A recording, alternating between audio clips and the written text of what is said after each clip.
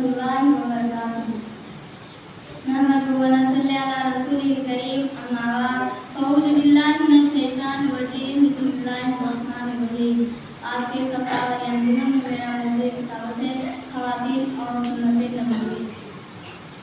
मेरी प्यारी बहनों, रसूलुल्लाह सल्लल्लाहु अलैहि वसल्लम जिंदगी के हर गोशे में इत्तिबा के लिए कामिल नमूना है। दीन से मुताल्लिक़ जो अहकाम और आदाब हमें जानने और सीखने चाहिए, वो सब आपने अपनी अमली जिंदगी से हमें बताए और सिखाए।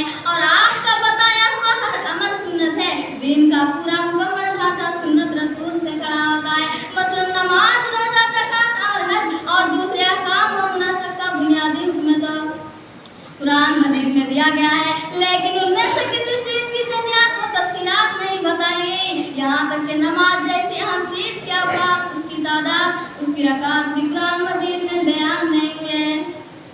यही हाल दूसरी तमाम इबादत और दूसरे अहकाम व शराइ का भी है। मसलन चोरी पर कफ़ायत का हुक्म जो कुरान मजीद में दे दिया, लेकिन कितनी मिक़दार की चोरी चोरी होगी और हाथ कहाँ से काटा जाएगा वगैरह, उन तमाम अमूर का बताना नबी पर छोड़ दिया।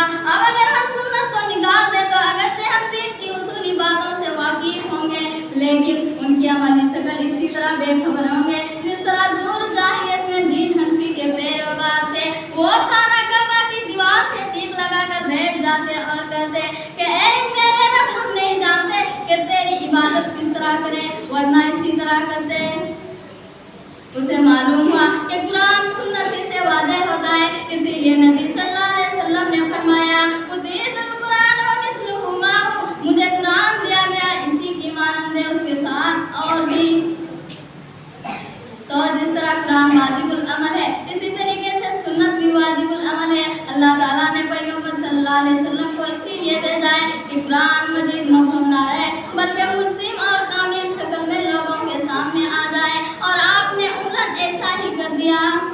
उसे वाज़ेह हुआ कि कुरान और सुन्नत में ताल्लुक रूह और कल्बे का है, यानी कुरान मजीद में जो रूह है उसको सुन्नत रसूलुल्लाह से कल्बे नसीब होता है।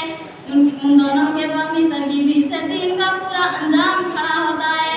अगर उनमें से एक को भी अलग कर लीजिए तो सिराजा बरहम बरहम हो जाएगा।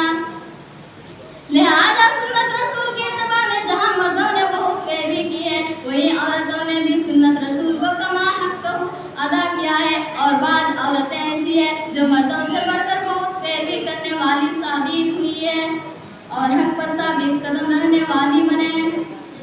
इस्लाम की तारीख औरतों और मर्दों ने मिलकर बनाई है। उनमें से अगर औरतों का हिस्सा निकाल दिया जाए तो वह अधूरी और नाकिस रह जाएगी। रसूल ने इस्लाम की दावत दी तो मर्दों के साथ औरतों को भी जन्नत की खुशखबरी दी और उन दोनों को अपने अल्ताफ व इनामत का मुस्तहिक ठहराया। उसके अलावा सुन्नत के मुतालिक रसूल ने फरमाया कि जिसने कोई अच्छी सुन्नत कायम की, उसे खुद अपने अमल का भी अजर मिलेगा और क़यामत तक उस